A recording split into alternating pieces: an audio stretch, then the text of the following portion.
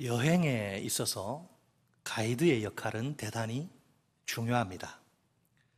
만일 여행지가 처음으로 가는 길에다가 험하기까지 하다면 더욱 그렇습니다. 그곳의 지리와 문화와 생활에 익숙한 전문 가이드의 도움을 받는 것이 좋습니다. 그럴 때 편안하고 행복한 여행이 가능합니다. 흔히들 우리 인생을 광야에 비유하지요. 성경 속 광야는 부정적인 이미지로 가득합니다. 광야는 나무 한 그루, 풀 한 포기조차 시원하게 자랄 수 없는 척박한 땅입니다. 굉장히 거칠고 메마른 장소입니다. 게다가 각종 맹수들이 출현하는 위험한 곳이기도 합니다. 사람이 도저히 살 수 없는 그런 최악의 땅입니다. 하필 광야와 같은 인생이라니요. 그만큼 힘들고 어려운 것이 우리네 인생입니다. 특히 오늘날은 이 말이 더 절실하게 우리 마음에 와 닿습니다. 며칠 전 일간지에서 어느 커피 가게 사진 한 장을 본 적이 있습니다. 유리창에 아메리카노 2,800원이라고 쓴 종이들이 여러 장 붙어 있습니다. 바로 그 밑에 또 몇 장의 종이들이 부착된 상태입니다. 똑같은 말이 각각 기록된 종이들이네요. 다른 말은 없고 딱 이 한마디 뿐입니다. 힘들다, 힘들다, 힘들다. 이 세상에 쉬운 인생은 없습니다. 겉으로 화려해 보이는 인생일지라도 별다르지 않습니다. 그 속을 들여다보면 누구에게나 남들에게 말 못할 어려움이 있기 마련입니다. 정도의 차이는 있겠지만 모두에게 공통적으로 정말 힘겨운 인생입니다. 그러니까 자기가 제일 힘들다고 생각하지 않는 것이 정신 건강에 유익합니다. 그럼에도 불구하고 우리가 반드시 알아야 할 분명한 사실이 있습니다. 우리들 한 사람 한 사람이 너무나 소중한 인생이라는 것입니다. 솔직히 우리 인간이 가진 지혜와 능력은 보잘것없습니다. 아무리 그 지혜와 능력을 자랑해도 극복할 수 없는 한계가 있습니다. 그래서 우리는 내일 자기에게 무슨 일이 일어날지 전혀 모릅니다. 조금만 어려운 일을 만나도 어쩔 줄을 몰라 합니다. 그 인생에서 근심과 걱정과 염려가 떠나질 않습니다. 요즘은 코로나19 바이러스에 감염될까 봐 외출도 마음 놓고 못하는 그런 형편입니다. 그런데 참으로 감사하게도 우리 인생길에 최고의 가이드가 함께 합니다. 단 한 번의 실패도 없는 완벽한 가이드입니다. 다들 짐작들 하시겠지만 그분은 바로 살아계신 하나님, 전능하신 하나님입니다. 하나님과 함께하는 여행길이라면 안심입니다. 설사 그 여행길에 아무리 힘들고 어려운 일이 있다 하더라도 괜찮습니다. 하나님의 인도를 받기만 하면 목적지에 무사히 도착할 수 있으니까요. 오늘 본문은 분량이 상당히 적고 그 구조도 매우 간단합니다. 우리가 이해하는데 별 어려움이 없습니다. 본문의 뼈대는 하나님의 부르심과 하나님의 약속이 두 가지입니다. 무엇과 무엇이라고요? 하나님의 부르심과 하나님의 약속. 본문 속에서 우리에게 들리는 뚜렷한 한 가지 음성이 있습니다. 장래 은혜, future grace, 장래 은혜의 귀를 기울이라는 하나님의 외침입니다. 하나님이 우리를 장래의 은혜에 대한 믿음으로 살라. 너희들 장래의 은혜에 대한 믿음으로 살라. 이렇게 하나님이 우리를 오늘 부르십니다. 먼저 믿음으로 살라는 부르심입니다. 우리는 마음을 다하여 여호와를 신뢰해야 합니다. 자신의 명철을 의지하지 말아야 합니다. 범사의 그분을 인정해야 합니다. 다음은 장래의 은혜에 대한 약속입니다. 그리하면 하나님이 우리의 길을 지도하실 것입니다. 오늘 본문을 두 파트로 나눠서 살펴봅니다. 따라서 하십니다. 첫째, 하나님의 부르심을 기억하라. 연결해서 한 번 더 합니다. 하나님의 부르심을 기억하라. 하나님의 부르심은 우리를 향한 하나님의 세 가지 명령입니다. 정확히 말해 우리가 장래 은혜를 누리기 위한 세 가지 명령 혹은 조건들입니다. 본문을 다시 한번 볼까요? 우리 읽어보겠습니다. 우리 5절, 6절 시작. 너는 마음을 다하여 여호와를 신뢰하고 내 명철을 의지하지 말라. 너는 범사의 글을 인정하라. 그리하면 내 길을 지도하시리라. 아멘. 세 가지 명령이 무엇과 무엇입니까? 여호와를 신뢰하는 것과 자신의 명철을 의지하지 않는 것과 범사의 글을 여호와를 인정하는 것입니다.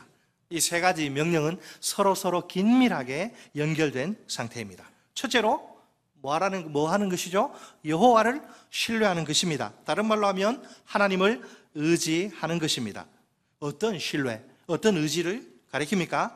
보통 신뢰, 보통 의지를 가리키는 게 아닙니다. 온 마음을 다하는 전적인 신뢰, 전심을 다하는 전적인 의지를 가리킵니다. 그러니까 하나님 한 분께 대한 전적인 헌신을 요구하는 셈입니다. 오직 하나님 한 분만을 향한 헌신, 곧 배타적인 헌신, 독점적인 헌신입니다. 하나님 이외에 다른 것을 신뢰하거나 의지하는 것 결코 용납될 수 없습니다. 여호와를 이렇게 전적으로 신뢰하고 의지하는 자에게는 하나님의 축복이 약속됩니다. 예레미야서 17장 7절 말씀입니다. 그러나 무릇 여호와를 의지하며 여호와를 의뢰하는 그 사람은 복을 받을 것이라. 아멘. 자, 둘째로 무엇이죠? 명령이 뭐죠? 자신의 명철을 의지하지 않는 것입니다. 여기서 여호와를 신뢰하는 것, 여호와를 의뢰하는 것이 뭐냐? 그 의미가 설명되는 거예요. 내 명철은 여호와와 반대편에 서 있는 모든 개념입니다. 자, 여호와를 전적으로 신뢰하고 의지하는 자가 누구입니까? 여호와 이외에 그 어느 누구도 그 어떤 것도 신뢰하지 않는, 의지하지 않는 자지요. 따라서 자신의 명철을 의지하지 않는 것은 지극히 당연한 일입니다. 계속해서 하나님의 한 가지 경고를 봅시다. 예레미야서 17장 5절 말씀입니다. 여호와께서 이와 같이 말씀하시니라. 무릇 사람을 믿으며 육신으로 그의 힘을 삼고 마음이 여호와에게서 떠난 그 사람은 저주를 받을 것이라. 아멘. 여러분, 일반적으로 하나님을 모르는 자들은 사람이나 육신을 의지하게 되어 있어요. 예를 들면 힘 좀 쓰는 사람이나 돈이죠. 혹은 자기 자신의 지혜나 능력입니다. 하지만 그 중에서 우리에게 진정한 도움을 줄 수 있는 것은 하나도 없습니다. 우리 그리스도인들은 어떤 상황 속에서도 자신의 명철을 의지하지 말아야 합니다. 하나님 이외에 그 어떤 다른 것도 붙들지 말아야 합니다.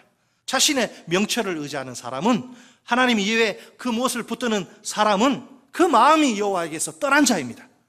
그는 여호와의 눈에 인도의 대상이 아니라 저주의 대상입니다. 오직 하나님만이 온 우주에서 우리가 전적으로 신뢰하고 의지해야 할 뿐입니다. 셋째로 어떤 명령이죠? 범사에 누구를 인정하는 거죠? 범사에 하나님을 인정하는 것입니다. 범사는 말 그대로 삶의 모든 영역을 가리킵니다.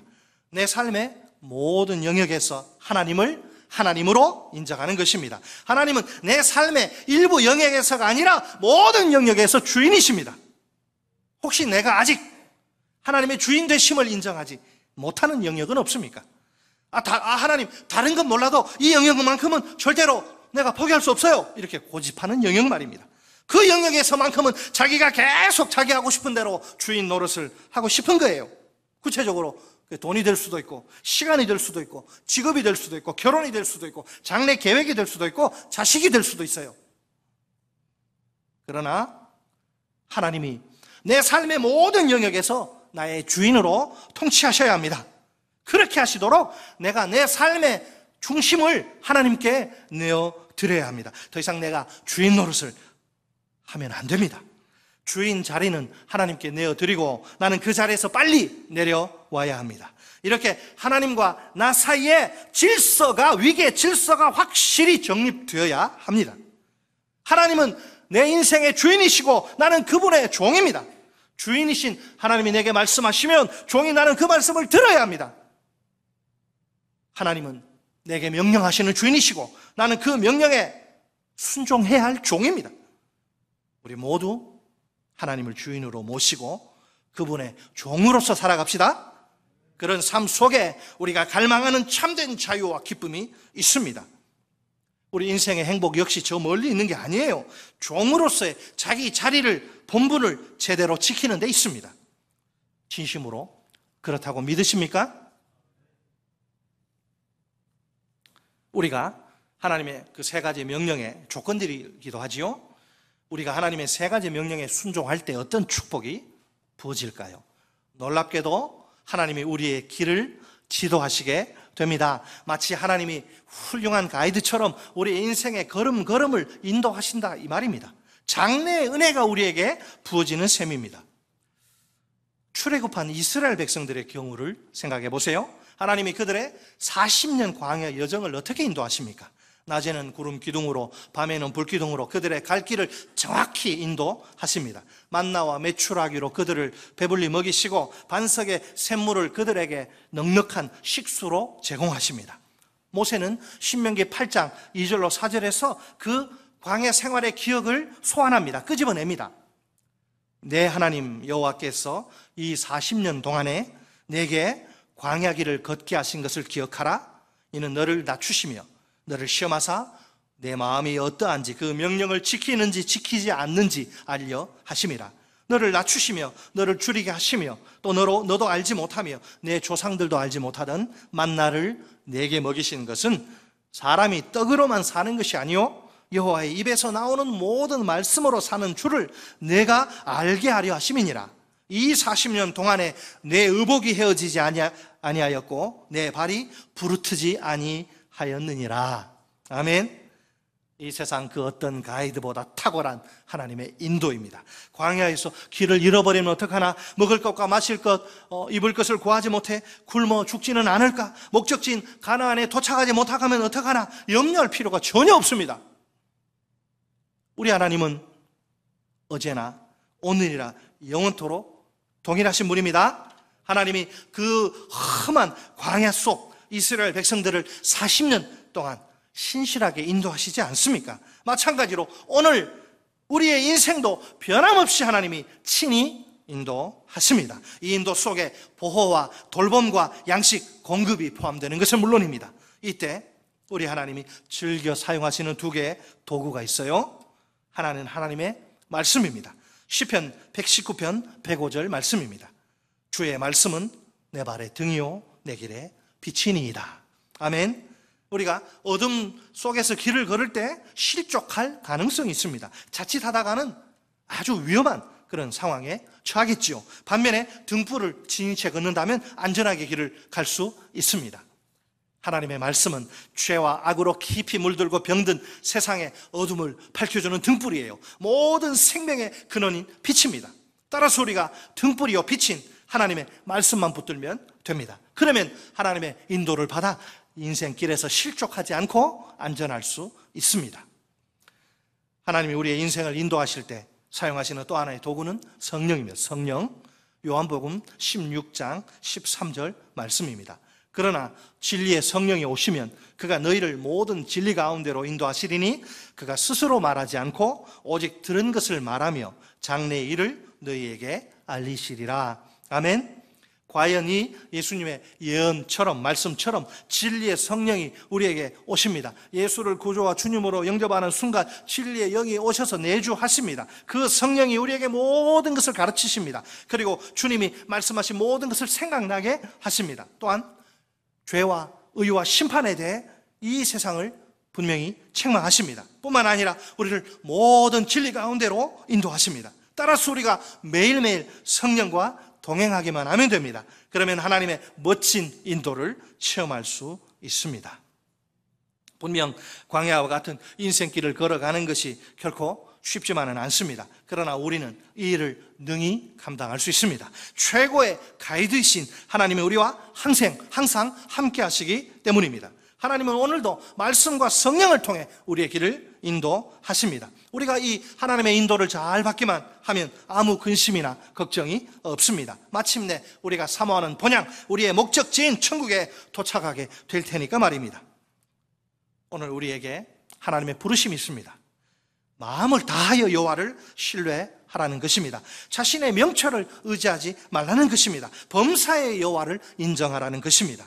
한마디로 말해서 오직 하나님 한 분만을 바라보고 한 분만을 의지하라는 것입니다. 하나님께 대한 전적인 헌신의 삶을 살라는 것이지요. 따라서 하십니다. 둘째, 하나님의 약속을 기억하라. 하나님의 약속을 기억하라. 자, 첫째는 무엇이었습니까? 첫째 파트는 하나님의 뭘? 부르심을 기억하라. 둘째는 하나님의 약속을 기억하라. 하나님의 부르심에는 하나님의 놀라운 약속이 걸려 있습니다. 좀 전에 우리가 잠깐 살펴본 것처럼 하나님이 우리의 길을 친히 인도하시리란 약속 말입니다. 이것을 가리켜서 future grace, 장래의 은혜에 대한 약속이라고 합니다. 오늘 우리를 향한 하나님의 요구는 너무나 분명하고 확실합니다. 장래의 은혜에 대한 믿음으로 살라는 것입니다. 다시 말해 장래의 은혜에 대한 하나님의 약속을 철석같이 붙들고 믿음으로 살라는 겁니다. 물론 이것이 말처럼 그렇게 쉬운 일은 아닙니다. 우리의 대적이 문제죠. 이 대적이 우리가 장래의 은혜에 대한 믿음으로 사는 것을 방해해요. 그의 이름은 바로 염려입니다. 염려. 우리가 염려에 사로잡히면 우리 믿음이 그 능력을 발휘하기가 어렵습니다. 일반적으로 염려는 우리의 실제 생활 가운데 어떻게 나타납니까? 힌트는 마태복음 6장에 나오는 먹는 것과 마시는 것과 입는 것에 관한 염려입니다. 오늘날 대부분의 염려는 이 세상에서 먹고 사는 것과 관련되어 있습니다. 심지어 광범위한 그 복지 체계를 갖춘 선진국도 예외는 아닙니다. 그 국민들, 미국의 예를 들더라도 그 국민들이 재정과 주택과 의료에 대한 그 스트레스가, 염려가 아주 심각한 수준입니다. 뭐 멀리 갈 필요도 없어요. 오늘날 우리 대한민국의 현실은 실로 암담하기 이를 데 없습니다. 오랜 불황으로 경기가 곤두박질하다가 코로나19 바이러스의 직격탄을 맞고 맙니다. 이 전염병의 전국적 확산을 막기 위해서 강도 높은 사회적 거리두기가 시행되지요. 그 결과 사회, 정치, 경제, 문화, 예술, 종교 등 우리 모든 삶의 영역이 큰 타격을 받습니다. 여기저기서 고통과 슬픔과 탄식에 울부짖음이 끊이질 않습니다. 내일에 대한 불안이 먹구름처럼 우리를 덮쳐옵니다. 앞으로 어떻게 먹고 살아야 할지 앞이 캄캄하다고 하소연하는 사람들이 갈수록 늘어갑니다. 그리스도인이라고 해서 크게 다르지 않다는 것이 문제입니다. 그러나 예수님은 마태복음 6장 30절에서 염려에 빠진 제자들에게, 우리에게 강력한 주먹을 날리십니다. 오늘 있다가 내일 아궁이에 던져지는 들풀도 하나님이 이렇게 입히시거든 하물며 너희일까 보냐? 믿음이 작은 자들아. 예수님이 보실 때 사람들이, 우리가 염려에 사로잡히는 근본 원인은 무엇입니까? 우리의 믿음이 작기 때문입니다. 하나님이 베푸실 장래의 은혜에 대한 약속들을 우리가 믿지 못하기 때문입니다. 어떻게 해야 우리가 이 모든 염려를 떨쳐버릴 수 있을까요? 예수님은 이 문제를 부자관계, 즉 아버지와 아들의 관계에 기초해서 풀어나가십니다. 우리는 하나님을 아버지로 모신 그분의 자녀들이 아닙니까? 그렇다면 우리에게 필요한 것은 염려가 아니라 신뢰입니다. 여기에 예수님이 자신의 제자인 우리를 위해 제시하신 6가지 약속, 염려 탈출법이 있어요. 자, 오늘 본문은 책갈피에 놓으시고 우리 마태복음 6장으로 가겠습니다. 6가지 약속을 보는데 이제 마태복음을 펴놓고 하겠습니다. 마태복음 6장 25절 말씀. 신약성경 9쪽이죠. 이제 계속 펴놓으세요. 덮지 마시고. 우리 주님의 첫 번째 약속 6장 25절 시작. 그러므로 내가 너희에게 이르노니 목숨을 위하여 무엇을 먹을까, 무엇을 마실까, 몸을 위하여 무엇을 입을까 염려하지 말라. 목숨이 음식보다 중하지 아니하며 몸이 의복보다 중하지 아니하냐. 아멘. 하나님을 모르는 세상 사람들에게 음식과 의복은 대표적인 염려 대상입니다. 그들은 언제나 무엇을 먹을까, 무엇을 마실까, 무엇을 입을까 염려합니다. 물론 이 음식과 의복은 사람들이 살아가기 위해 꼭 필요한 것들이죠. 생필품입니다.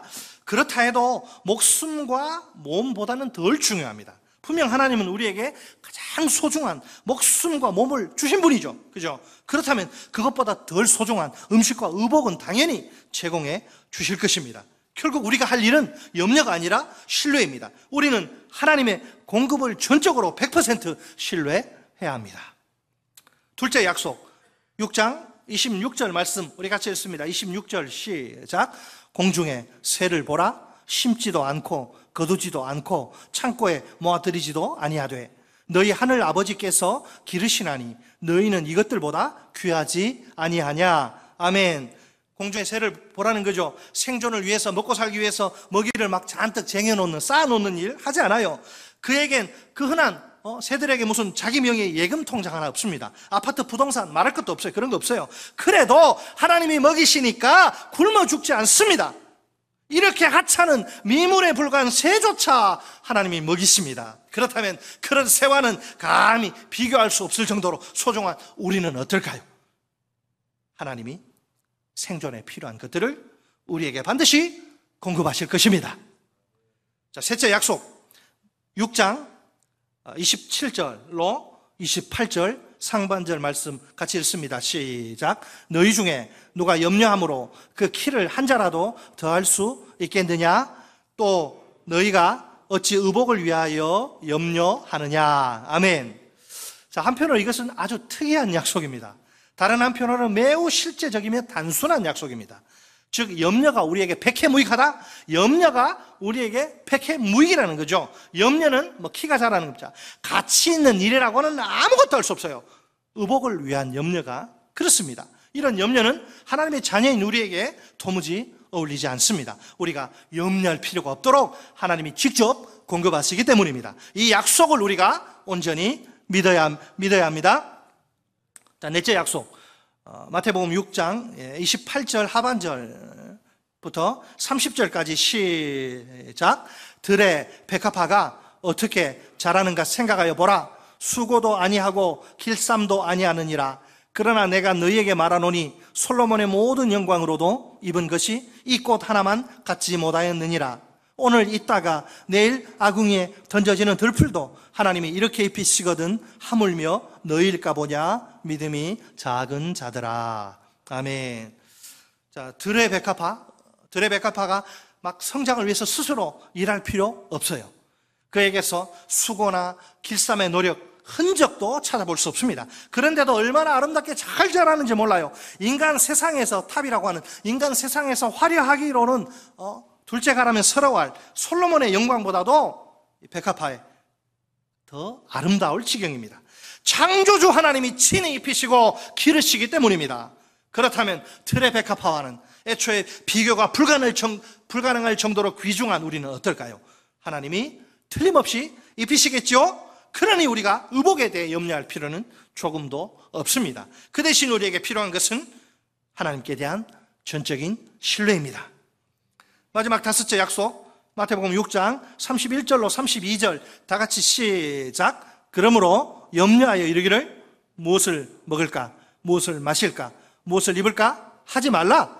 이는 다 이방인들이 구하는 것이라. 너희 하늘 아버지께서 이 모든 것이 너희에게 있어야 할 줄을 아시느니라. 아멘.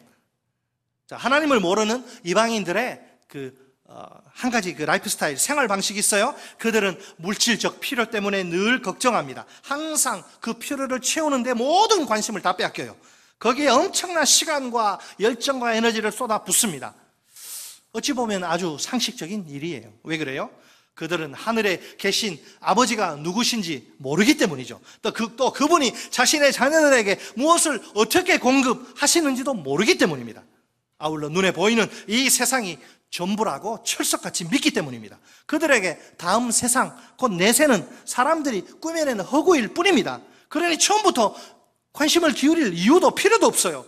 따라서 그들의 최우선의 관심사는 이 세상에서 남들보다 잘 먹고 잘 사는 것입니다. 결국 자기들의 삶의 가장 결정적인 것이 물질적인 필요라고 생각합니다. 그 필요만 충족시키면 행복하게 살 수 있다고 믿습니다. 실제로 자기들의 삶의 목표를 그 필요를 채우는 데 둡니다. 하지만 하나님을 아버지로 모신 우리는 그들과 달라야 합니다. 우리는 물질적 필요와 관련된 모든 염려로부터 자유로워야 합니다. 무엇보다 우리가 하늘에 계신 하나님이 내 아버지, 우리 아버지라시라는 사실을 알지 않습니까? 아울러 그분이 우리에게 그 모든 것들이 우리가 이 세상을 살려면 먹어야 되고 마셔야 되고 입어야 된다는 거, 필요하다는 사실을 하나님이 누구보다 잘 아시지 않습니까? 게다가 그분이 우리의 모든 필요를 채워주실 것을 우리가 신뢰하지 않습니까? 또한 이 세상이 전부가 아니라는 사실도 우리가 확실히 믿지 않습니까? 알지 않습니까? 우리가 이 세상을 사는 동안 하나님이 우리의 모든 필요를 채우십니다. 그렇게 우리가 이 세상을 하나님이 먹여주시고 입혀주시고 길러주시며 그렇게 이 세상을 살다가 최종 목적지인 천국으로 들어가는 것입니다. 여섯째 약속, 마지막 약속이네요.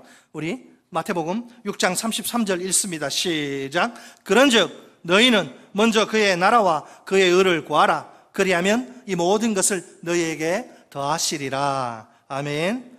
자, 이제 예수님은 그러면 우리는 삶의 목표가 무엇인가? 세상 사람들은 이 세상이 전부기 때문에 이 세상에서 남들보다 더 높은 자리에 올라가야 되고 더 높은 힘과 권력과 신분을 누려야 되고 남들보다 더 큰 평수의 아파트에서 더 좋은 차 타고 더 좋은 옷 입고 명품 걸치고 그렇게 살기를 원하고 그렇게만 되면 행복할 줄 착각하고 그것을 위해서 인생을 낭비하는데 우리는 삶의 목표가 그게 아니잖아요. 예수님 뭐라 그럽니까? 너희는 차원이 다른 삶의 목표가 있다 그러시면서 말씀하십니다. 우리에게 삶의 목표, 이것을 위해서 살라, 인생 낭비하지 말고 이것을 위해서 살라 제시하는데 이 목표야말로 우리가 일평생 최우선으로 추구해야 할 대상입니다. 그것이 무엇입니까? 하나님 나라와 그분의 의입니다. 따라서 하십니다. 하나님 나라와 그분의 의. 하나님 나라는 뭐죠? 하나님의 왕권 또는 그분의 왕적 통치를 가리킵니다. 하나님의 의란 하나님의 왕적 통치를 받는 자에게 나타나는 결과를 뜻합니다. 그러니까 이것은 하나님의 뜻에 순종하는 것입니다. 자, 만약 우리가 하나님 나라와 그분의 의를 최우선으로 추구하면 어떻게 됩니까? 예수님의 한 가지 확실한 약속이 성취되고야만 합니다. 우리에게 이 모든 것들이 주어질 것이란 약속 말입니다.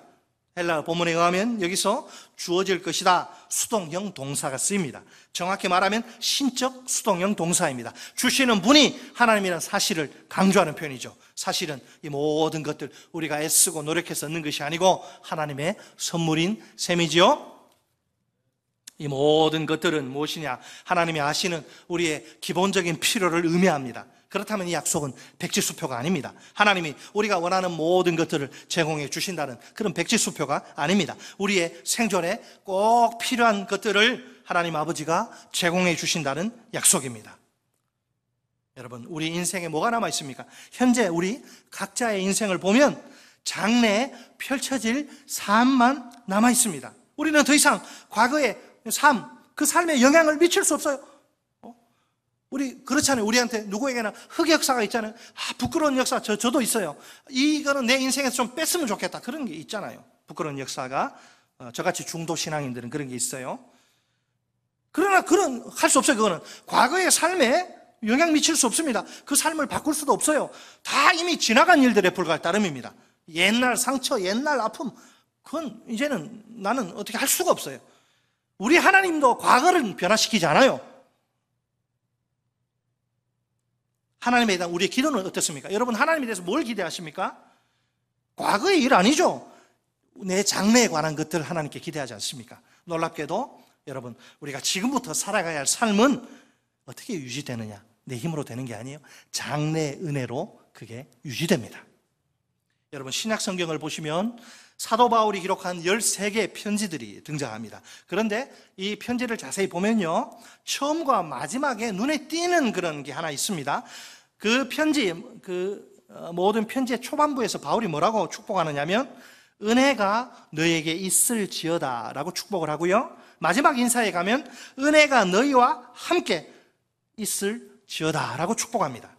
자, 바울은, 그러니까 이게 뭐냐면, 바울은 편지의 초반부에서 그 편지가 은혜 통로가, 축복의 통로가 되기를 소망하는 거죠. 그 편지를 통해서 하나님의 은혜가, 하나님의 축복이 독자들에게 막 부어지기를 기대하는 거죠.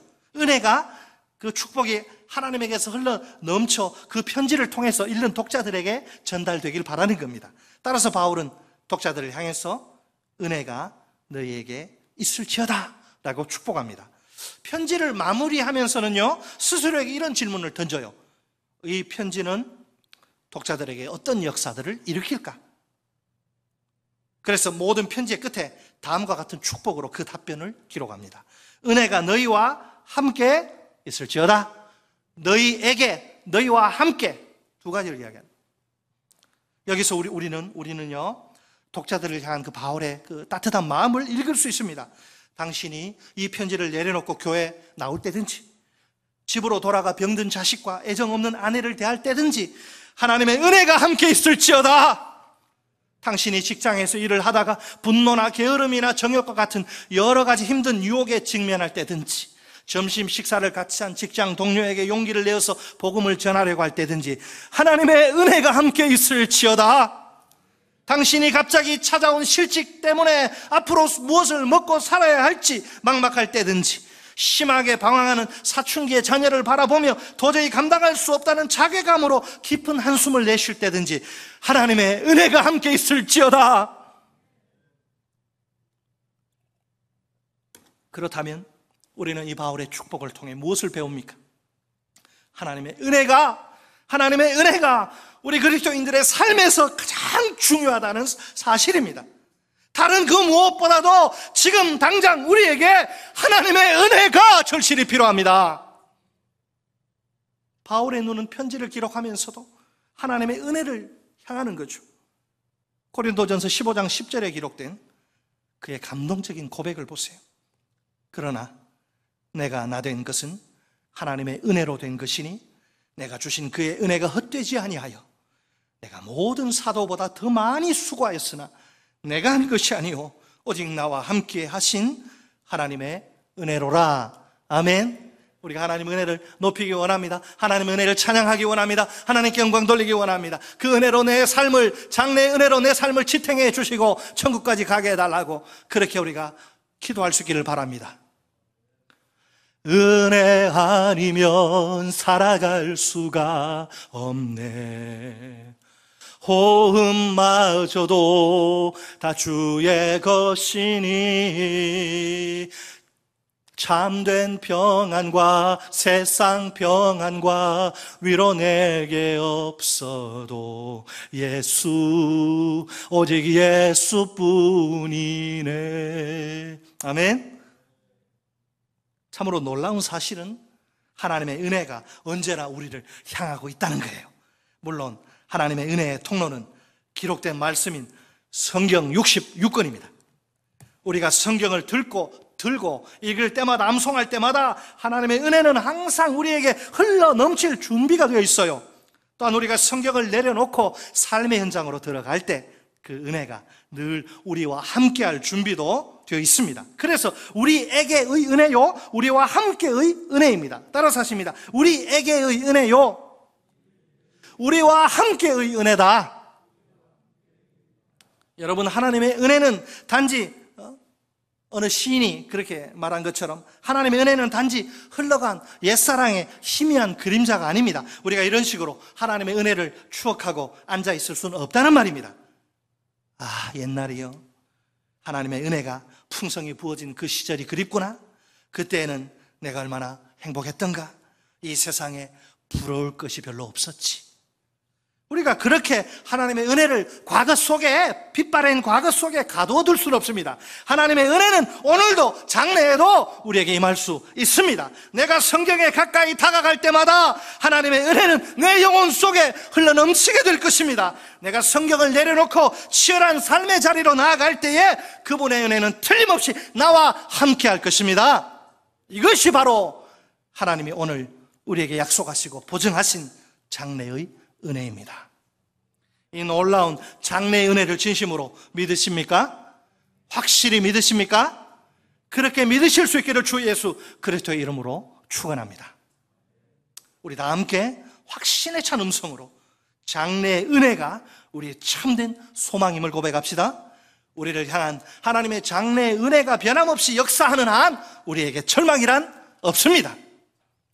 첫째로 하나님의 부르심을 기억합시다. 하나님이 우리에게 장래의 은혜에 대한 믿음으로 살라고 요구하십니다. 마음을 다하여 여호와를 신뢰합시다. 나 자신의 명철을 의지하지 맙시다. 범사의 여호와를 인정합시다. 둘째로 하나님의 약속을 기억합시다. 이 약속은 곧 장래의 은혜입니다. 우리가 하나님의 부르심에 순종해서 믿음으로 살 때 이 은혜가 부어집니다. 오직 하나님 한 분만, 그리고 그분의 약속만 전적으로 신뢰합시다. 최고의 가이드이신 하나님이 우리 인생의 걸음걸음을 친히 인도하십니다. 우리에게 보호와 돌봄과 양식이란 은혜를 부어 주십니다. 우리가 모든 염려로부터 해방됩니다. 이 하나님의 인도 속에 진정한 자유와 기쁨과 행복이 있습니다. 우리가 믿음으로 하나님이 부어주시는 장래의 은혜를 풍성하게 체험하길 바랍니다. 인생의 모든 염려를 시원하게 극복하기를 소망합니다. 진정한 자유와 기쁨과 행복을 마음껏 누리길 바랍니다. 마침내 광야와 같이 힘겨운 인생 여정을 무사히 마칠 수 있길 소망합니다.